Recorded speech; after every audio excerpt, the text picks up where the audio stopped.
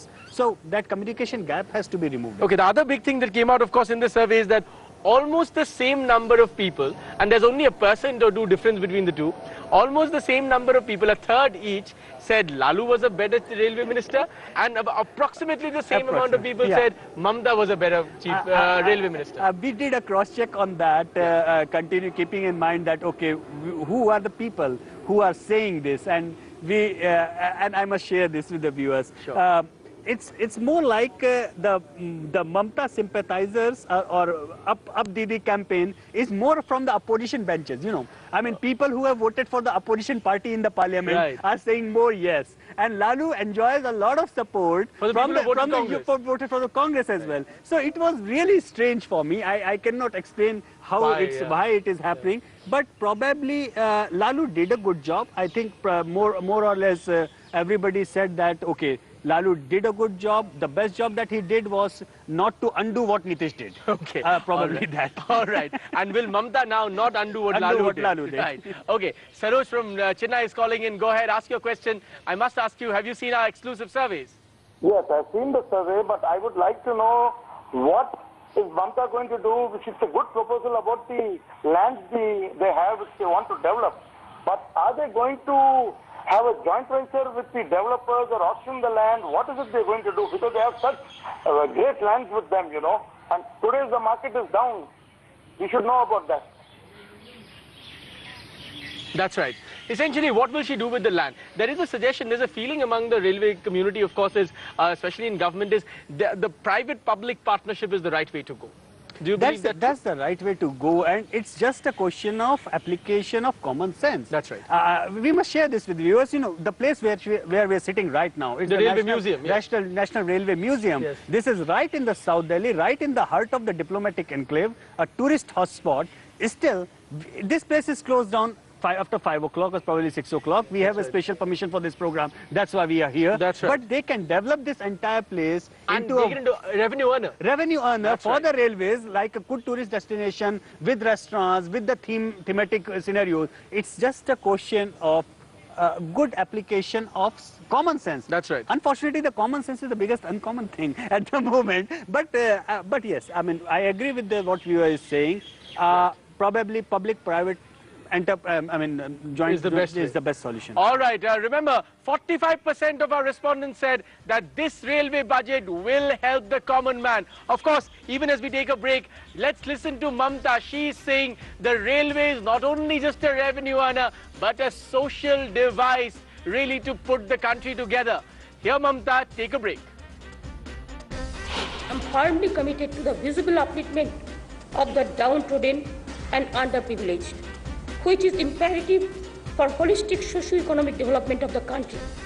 These projects that are instrumental in upgradation of the deprived and underprivileged may not meet the so-called economic viability criteria, but create real economic assets, which will be far more beneficial for the future development.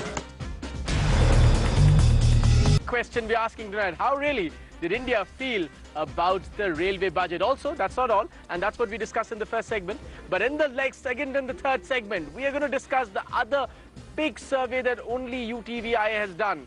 We have gone ahead and done a huge survey across the country, asking the big question, what is it that you want from the budget on the 6th of July? When Pranab Mukherjee begins to speak, what is it that you want really to hear him speak about?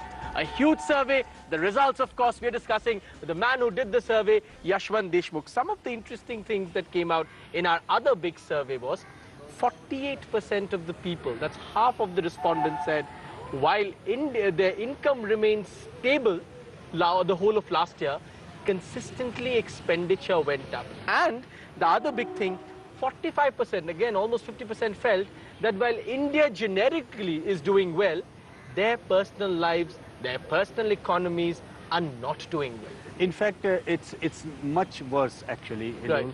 I mean, in the first question, if you add the 30% of people who said that their income has gone down and the expenditure has gone up, then probably you will figure out that 2/3 of the Indian middle class is not at all comfortable in their earning and spending things and their own budget. So probably that's the big big thing which the finance minister has to look into.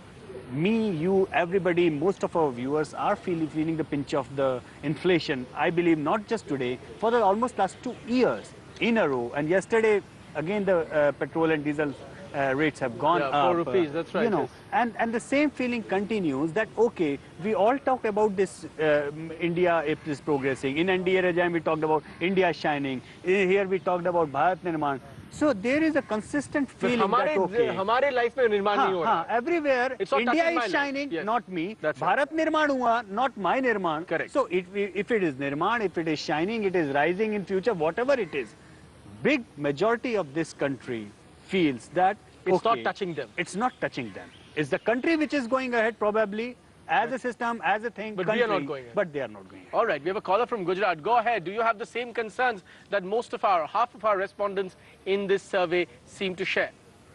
Yeah. Yeah, good evening, sir. Hello. Good evening. Evening. Yeah. Yes, go ahead. First of all, congrats for inviting suggestions and questions. Yeah. First of all, congrats for inviting suggestions and questions. Yes, go ahead. Yeah. Glad that you could call.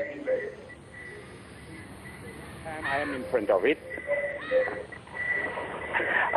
See, my question is... Go ahead, sir. Ask your question. You Yeah. need to pull down the volume of television, sir. You'll hear better. That's right. That's much better. Go ahead now. Under the name of privatization, actually pseudo privatization All right. only is being attempted earlier. For example, giving services to some contractors.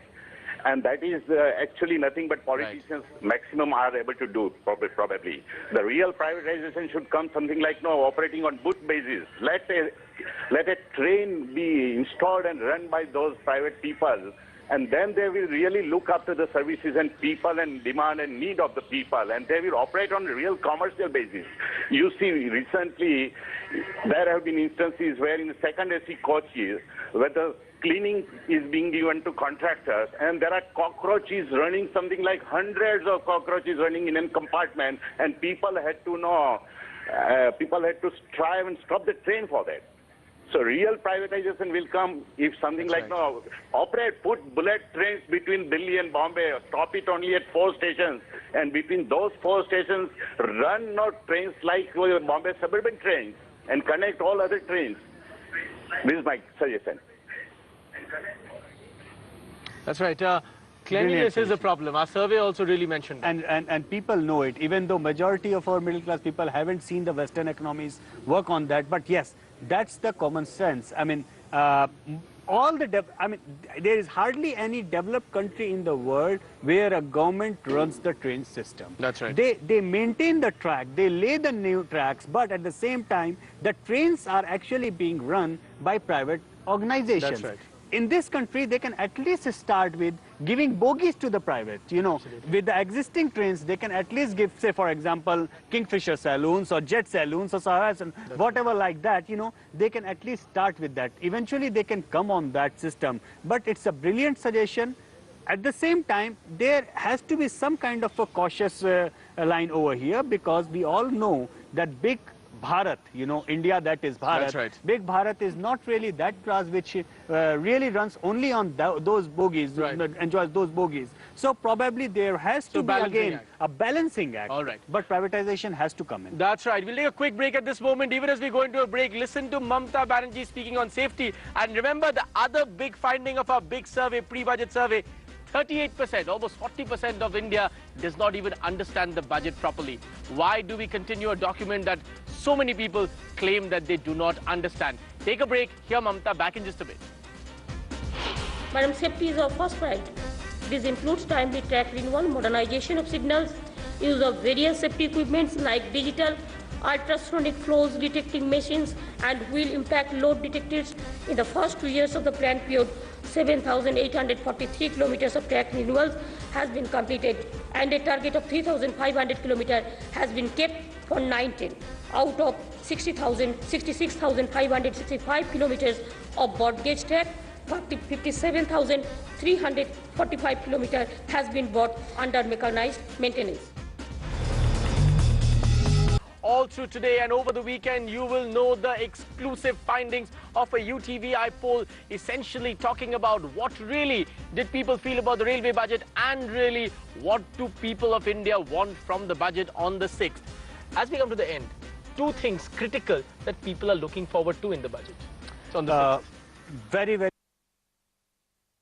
certainly wants the value for the money. We know that the value for the money is 68% feel that taxes are too high. Taxes are too high. That's right. And the value of money is going down and the prices are going up. That's right. So there has to be some rationalization. Number one. That's Number two, of course, is the price rise. Of course, is the price rise. That is what the majority of the working class actually is focused on. Because right now, I feel in the last 2 years, their focus has shortened from the growth to the day-to-day survival.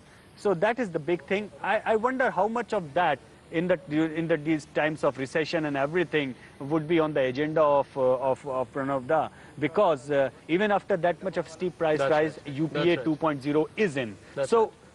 Probably they might feel that it is politically okay even the prices go up because they are getting the votes. All right, that's all the time that we have tonight. But remember, all through UTVI, we are going to talk about tonight and across the next 2 days what India wants. Exclusive details only on UTVI.